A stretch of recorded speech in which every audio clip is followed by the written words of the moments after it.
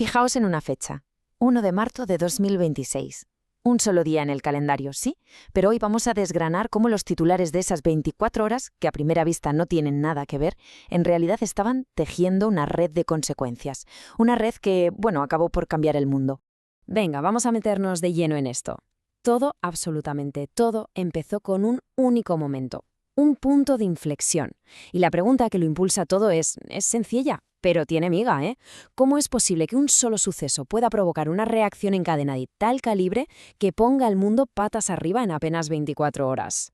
Bueno, pues todo arranca de madrugada en Teherán. Allí, una operación militar de altísimo impacto está a punto de estallar, y con ella un montón de consecuencias a nivel mundial y de forma inmediata.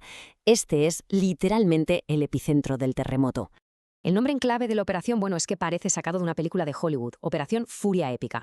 En la práctica, ¿qué fue? Pues fue un ataque aéreo coordinado entre Estados Unidos e Israel, con un objetivo clarísimo y muy concreto, la cúpula del régimen iraní. Y el resultado fue sísmico. Lo más increíble es que se confirmó casi al instante, y por dos fuentes que normalmente nunca coinciden en nada: los medios oficiales de Irán y el propio gobierno de Estados Unidos. La noticia era una bomba. El líder supremo de Irán, el ayatolá Ali Jamenei, había muerto en el ataque. Claro, la justificación oficial no se hizo esperar. El presidente Trump salió a dar la cara ante la nación con un mensaje muy directo. Esta fue una acción necesaria para la paz a través de la fuerza, o sea, lo vendió como un ataque preventivo. Pero ojo, que incluso dentro de su propio gobierno hubo voces críticas que decían que no había pruebas suficientes de una amenaza inminente. La reacción, como era de esperar, fue inmediata. Y brutal, porque el ataque no solo eliminó a un líder, no, fue como tirar una cerilla en un bidón de gasolina. Lo que provocó fue una respuesta en cadena por todo Oriente Medio. La región de repente estaba en llamas. Irán respondió enseguida, y lo hizo para demostrar músculo, claro. Lanzó una oleada masiva de misiles y drones contra los principales aliados de Estados Unidos en la zona. Hubo impactos confirmados en los Emiratos Árabes Unidos, en Bahrein y en Kuwait. Mientras tanto, las defensas de Arabia Saudí y Qatar consiguieron derribar algunos de los misiles y drones, pero la ofensiva era masiva. Y claro, el conflicto no se quedó ahí, se extendió como la pólvora. En el Líbano, Hezbollah, que es un aliado clave de Irán, empezó a lanzar cohetes contra el norte de Israel. Y la respuesta de Israel fue, como se podía imaginar, inmediata: bombardeos sobre objetivos de Hezbollah en Beirut. La escalada era ya una realidad. 20. Es un número frío, pero son 20 personas muertas. Porque la violencia no estaba solo en el aire, con los misiles, sino también en las calles.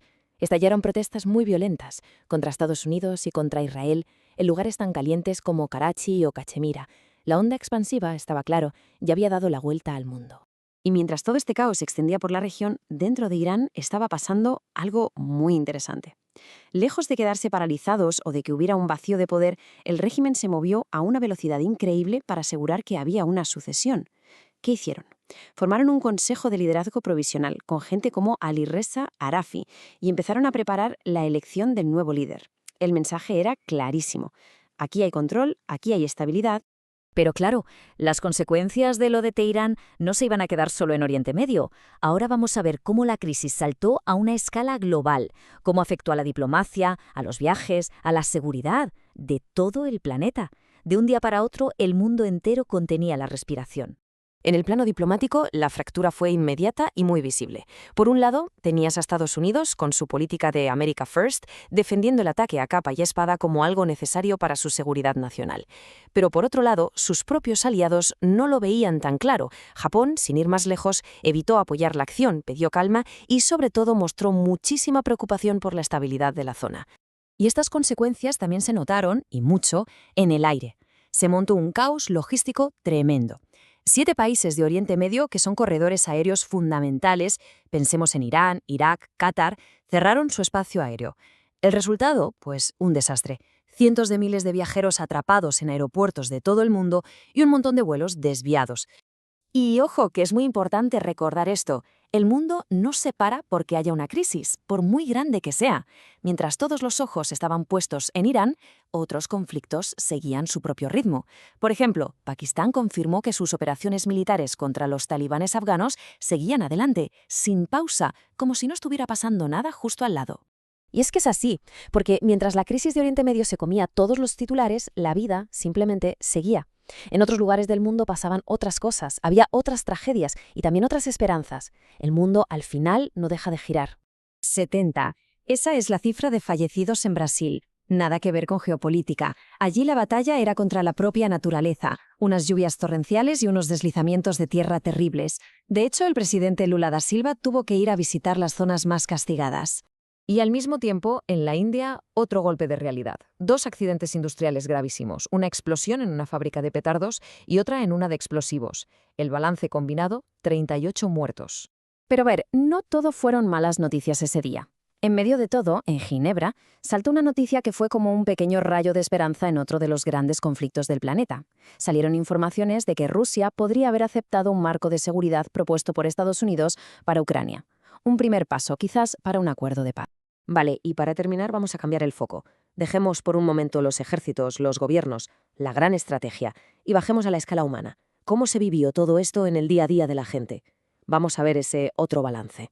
Y aquí nos encontramos con la que es, quizás, la mayor ironía del día. Mientras medio mundo estaba envuelto en conflictos y ataques, las Naciones Unidas celebraban el Día de la Cero Discriminación. O sea, un llamamiento a todo lo contrario, a la unidad, a los derechos humanos, a la igualdad. El contraste es brutal, la verdad. Y muy lejos de toda la política y el conflicto, el Maratón de Tokio nos dio un respiro, un momento de puro logro humano, la demostración de que el esfuerzo, la dedicación, todo eso sigue ahí, incluso en los peores días. Tuvimos a Tadesse Takele ganando por segundo año seguido y a Brigid Kosgei batiendo el récord de la prueba. Una pasada. Volviendo a Estados Unidos, otra historia seguía su curso, una que hablaba de poder y de rendir cuentas. El expresidente Bill Clinton tuvo que testificar en la investigación sobre la red de Jeffrey Epstein. Su declaración, que él no vio nada ilegal.